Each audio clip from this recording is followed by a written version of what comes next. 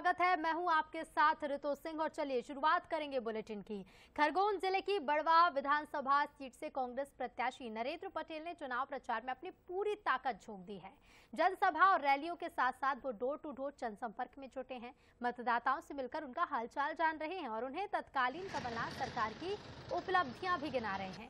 इसके साथ ही कांग्रेस के वचन पत्र की भी जानकारी दे रहे हैं। गौरतलब है कि बड़वा विधानसभा सीट से पिछला चुनाव कांग्रेस पार्टी से सचिन बिरला ने जीता था, लेकिन अब वो पाला बदलकर बीजेपी में शामिल हो गए हैं। कांग्रेस प्रत्याशी नरेंद्र पटेल के जनसंपर्क के दौरान लोगों में सचिन बिरला को लेकर नाराजगी भी सामने आ रही है।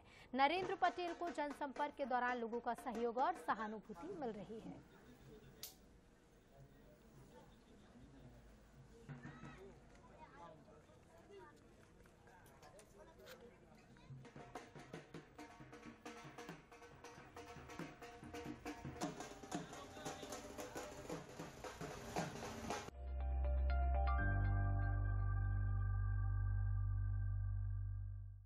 मतदान की तारीख नज़दीक आती जा रही है और हम देखें तो प्रत्याशी मैदान में उतर चुके हैं। हम देखें तो ज़मीनी स्तर पर जाकर प्रत्याशियों को मतदाताओं से मिल रहे हैं और उनके बीच जाकर उनके मुद्दों की बात कर रहे हैं। ऐसे हम पहुंचे इस वक्त बड़वा विधानसभा में, जहां पे कांग्रेस के प्रत्याशी नरेंद्र पटेल हैं और नरेंद्र पटेल लोगों के बीच पहुंचे और उन लोगों की समस्याओं को समझ रहे हैं। यहाँ के जो मतदाता है वो अपनी समस्याओं को रख रहे हैं और एक बड़ी बात खुलकर सामने आ रही है कि जिस तरह से यहाँ पर जो पूर्व प्रत्याशी कांग्रेस के थे और उन्होंने कांग्रेस छोड़कर भाजपा ज्वाइन की और कहीं ना कहीं वही नाराजगी लोगों के बीच में भी नजर आ रही है। हमारे साथ खुद प्रत्याशी मौजूद हैं। हम बात करें पटेल साहब, जो पूर्व प्रत्याशी थे वो कांग्रेस के थे, लेकिन कांग्रेस छोड़कर भाजपा में चले गए और उसका जो खामिजा वो हालांकि हम देखें तो सरकार भी बदली थी, लेकिन अब लोगों में एक आक्रोश है। आप कांग्रेस से लगातार जुड़े रहे, कांग्रेस से आपको टिकट भी दिया, लेकिन अब देखें तो आप मैदान में जब पहुंच रहे थे, किस तरह के हालात सामने आ रहे हैं, क्या लगता है जीत को लेकर? अब देखो, जिस समय बड़वा विधानसभा में सचिन बिरला चुनाव लड़कर विधायक बने और उनकी मानसिकता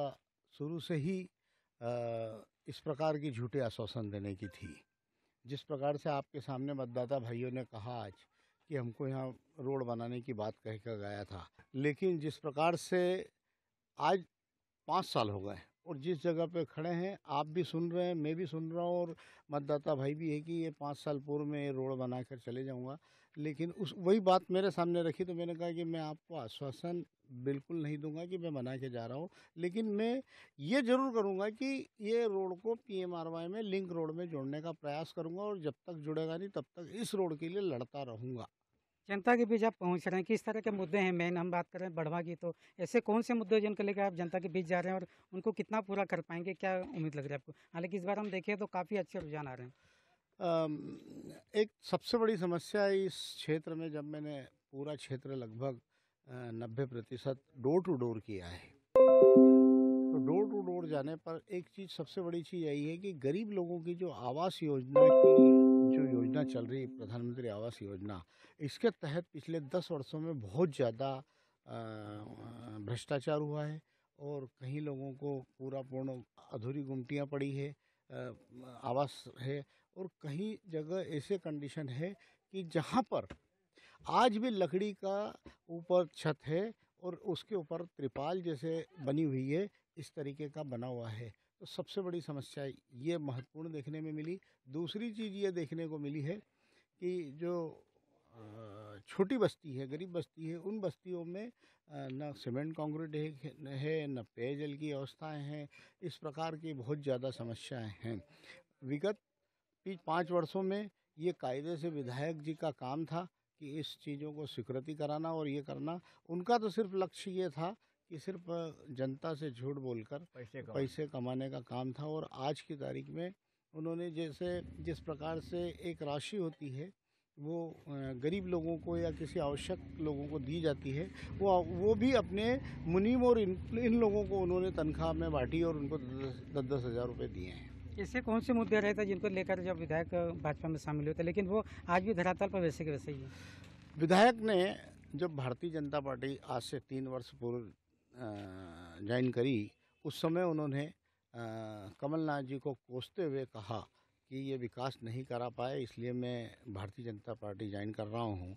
और मैंने शिवराज मामा से ये बात कही कि काटकुट क्षेत्र में मैं नर्मदा जी का जल लाकर किसानों की सिंचित ज़मीनें करवाऊँगा। लेकिन उस चीज़ को आज 3 वर्ष हो गए, कोई धरातल पर नहीं है, ना उसका एस्टीमेट बना, ना कोई उसके सर्वे हुआ, ना कुछ हुआ, सिर्फ झूठी बातें करके चले आए। उन्होंने बेड़िया में आईटी का हाँ, स्कूल विद्यालय बनाने का कहा था, वो भी आज तक धरातल पर नहीं है।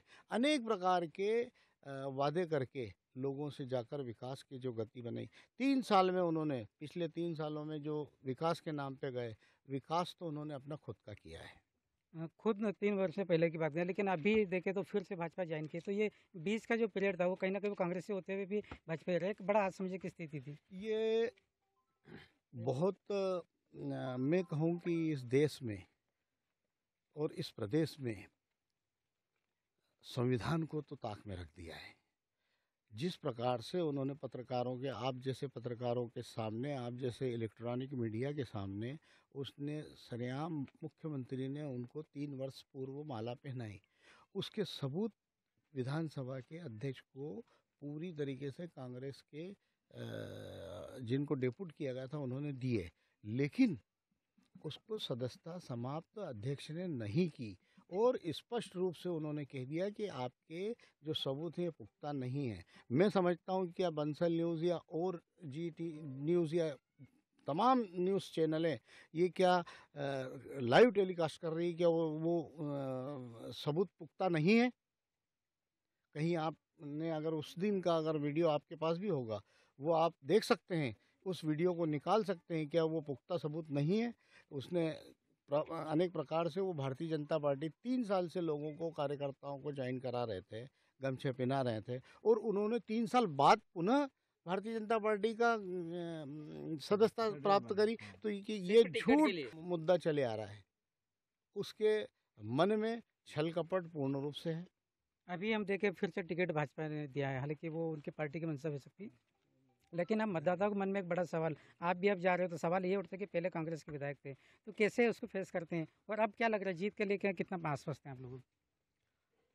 आज की तारीख में कांग्रेस का माहौल जिस प्रकार से मैं बड़वा विधानसभा में देख रहा हूँ और नज़दीकी विधानसभाओं, मांधाता हो, चाहे कसरावद हो, और चाहे हमारी विधानसभा से लगी हुई भिकनगांव हो, और जहाँ जहाँ से मेरे मित्र लोग जो चुनाव लड़ रहे हैं या और हमारे मित्र लोग जो मध्य प्रदेश में हैं या मेरे रिश्तेदार हैं, ये लोग सभी बता रहे हैं कि कांग्रेस का माहौल पूरे मध्य प्रदेश में है और मध्य प्रदेश में कमलनाथ जी की सरकार बनेगी और सरकार बनने के बाद और बड़वा विधानसभा में भी हम कांग्रेस की सीट लेकर उनके झोले में देंगे।